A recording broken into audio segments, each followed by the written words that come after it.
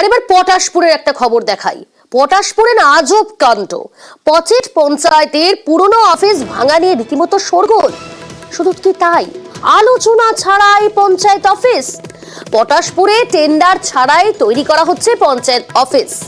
পুরনো অফিস ভেঙে ফেলায় বিতর্ক, বিনা টেন্ডারে পঞ্চায়েতের নয়া ভবন নির্মাণের অভিযোগ। স্থানীয় বাসিন্দাদের ঠিক আর কি অভিযোগ জানবো, এ বিষয়ে বিস্তারিত জানাবে পঙ্কজ রয়েছে আমার সঙ্গে। পঙ্কজ, স্থানীয় বাসিন্দারা নির্দিষ্টভাবে ঠিক কোন কোন অভিযোগগুলো সামনে আনছেন?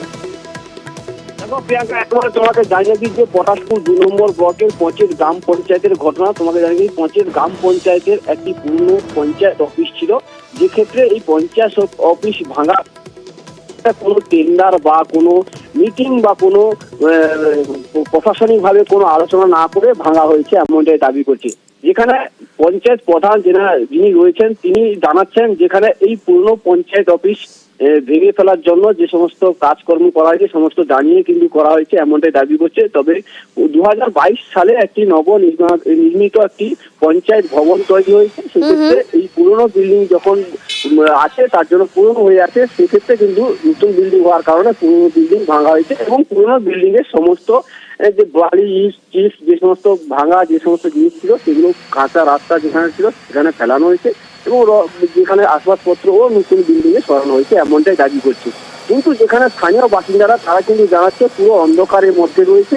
পঞ্চায়েত অফিস একটা এত দুতলা, যেখানে পঞ্চায়েত অফিস, যেখানে পুরনো বিল্ডিং একেবারে ভেঙে ফেলা হলো এবং সাফ করে দেওয়া হয়েছে, যেখানে এলাকার মানুষ পুরো অন্ধকারে রয়েছে। কোনো কিছু আলোচনা ভাঙা হয়েছে, কিন্তু নবনির্মিত যেখানে পঞ্চায়েত অফিস রয়েছে সেই কারণে ভাঙা হয়েছে। অর্থাৎ আলোচনা ছাড়াই নতুন পঞ্চায়েত অফিস, বিনা টেন্ডারে এই পঞ্চায়েত অফিস। শুধু তাই নয়, পুরনো অফিসে যে সমস্ত আসবাবপত্র ছিল সেগুলোও নতুন পঞ্চায়েত অফিসে শিফট করা হয়েছে, এমনটা বলা হচ্ছে পঞ্চায়েতের তরফে।